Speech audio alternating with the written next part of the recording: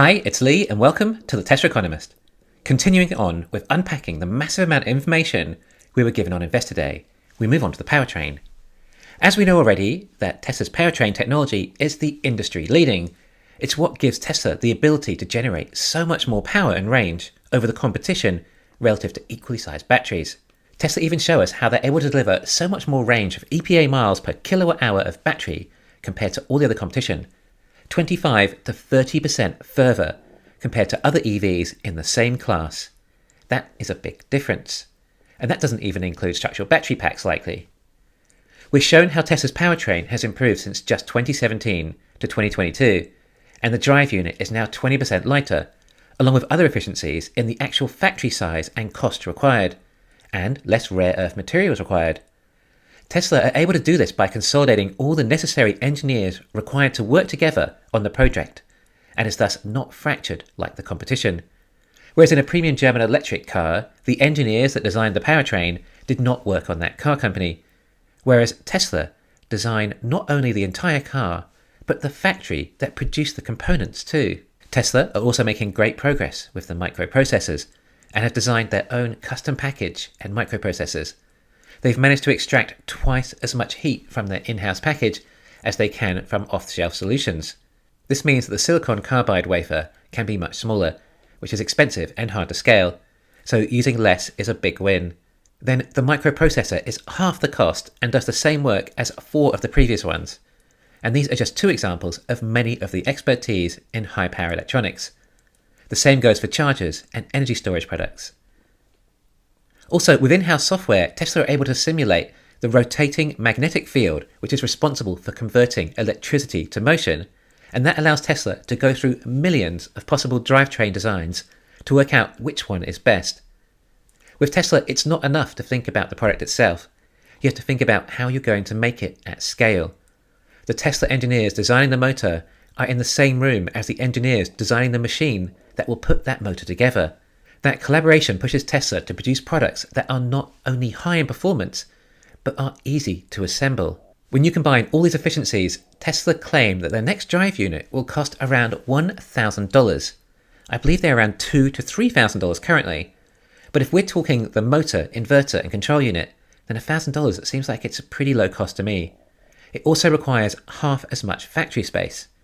However, it also states that any battery chemistry is accepted and that they are not solely for 4680 cells, which might imply that the next model might actually use LFP cells. By the way, I believe the main difference between the powertrain and drive unit is the powertrain also includes the battery. Another constraint for the permanent magnet motor is the amount of rare earth materials they use, but supposedly the new one will not use any rare earth materials at all, which obviously means they are more scalable and will cost less. Then we move on to the electronic architecture of the vehicle. We're told that the initial Model S was a bit of a mess, and that when they moved over to the Model 3, they reduced the wire harness by 17 kilograms. Throughout the models, Tesla have designed more of their controllers in-house, with the objective of designing 100% of the controllers for the next-gen vehicle, giving them control of supply chain and the control level. And then we hear the big one, the future of low-voltage architecture, something that has been talked about for some time, but did not sound easy to transition to. But the next-gen vehicle will be going to be using 48 volts instead of 12 volts. Actually, not just the next-gen vehicle, but also the Cybertruck too. Elon tweets that this will reduce copper usage by 4 times. EVs consume more copper compared to ICE, so any way of reducing copper is a big deal. Of course, it will reduce the weight of the vehicle and the cost. We're told about how Tesla is continually getting feedback from their users and using their software to analyze the driver experience, and then use continual over-the-air updates to improve the vehicles with software and hardware, like removing certain functions that drivers don't use. The example they give is removing sunroofs. But also, we've seen other various items removed in the past, such as the lumbar support for the front passenger. All these increments further reduce cost. Then also analysing all the crash data they get, and are able to take the feedback and improve the safety of the vehicles. With a fleet that drives 129 million miles every day now, Tesla are getting so much data. Of course, that number is growing incrementally day by day too. They also talked about how Tesla have software to test the car as it's assembled, to make sure all the correct connectors are in the right place and anything that is wrong displays an error on the screen, and then a human can manually fix it. We're then shown just to the great lengths that Tesla are still going to FSD and the sheer amount of data that they are using in order to achieve this. It's mind-blowing.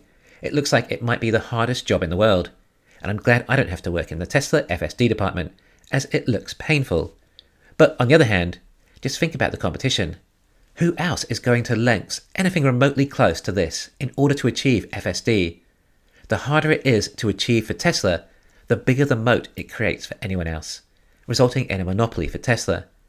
And as Elon says, FSD will add the most value to the company once achieved. Although it would appear Elon has stopped giving estimates of when that may occur. The last one we were told it would be safer than a human by the end of last year. I get the impression that Elon has stopped giving estimates of when he thinks these sorts of objectives will be achieved. All of this will increase again once they bring Dojo on board, which is the training computer. Dojo is obviously going to make a huge difference, but we're still not there yet. We've been told that Dojo is not necessary to achieve FSD anyway, but once it is operational, it will speed up the process significantly, or at least we hope. Then we hear that the average miles driven per collision is 500,000, and then we're told that when using FSD, it becomes 3.2 million. In other words, people are over 6 times more likely to have a collision who are not using FSD. This number is outstanding. Now, on average, in a collision, you might expect half of the collisions to be the driver's fault and the other half to be another driver, meaning that if FSD was to improve your driving, then it should in theory reduce your collisions by half at the most, as in your driving is flawless, which would take it to 1 collision every 1 million miles. But we're being told 3.2 million miles, which would imply that not only is FSD driving much safer than a human, it's also able to avoid perhaps 3 times as many collisions from other drivers. That does seem a little hard to believe, but if true, this is absolutely insane as to how safe a Tesla is. I mean, we know how safe it is in an accident, but to then avoid 6 times more accidents again is very impressive. There was no mention of Hardware 4 or any update on FSD version 11 either, as to what they'll offer and when they'll be released. FSD 11 is well past when Elon said, but it is meant to be a big step change in stealth driving and using the neural nets. Although we are hearing now that Hardware 4 is in the new Model S and X's. Then we also get an update on the bot, which seems to have mixed reviews. A lot of people think it is even CGI. Some people think that there were parts of it that were staged and not actually done by the bots. Why? Because it looks really impressive. AI Day was in October, and less than half a year later, they're able to show this. I don't think it looks like CGI. I don't think they need to try and fake the progress of the bot. It doesn't seem to have much effect on the stock price either way, or down if anything, as it becomes unbelievable. We see it picking up bolts and using tools. I think it was very impressive. Elon talks about the AI from FSD, which is why Tesla are going to be so good at making real-time AI robots. Elon asks, what is the ratio of humans to humanoid robots going to be? And he says he thinks it's greater than 1-to-1, which seems a bit far-fetched. Perhaps he's just talking about labour in developed nations, but maybe they think they can actually make 1 billion or more of these bots. I mean, if they can get to a run rate of 100 million a year, then that will result in a lot of bots. And it's probably the least underappreciated thing that they're doing at Tesla, which will be worth more than the cars, according to Elon. He also says that he doesn't think there is anyone remotely close to solving real-world AI compared to Tesla. And I wonder what the next bubble will be. Thanks for listening. Please hit the thumbs up and subscribe. You can follow me on Twitter and talk to me on Patreon.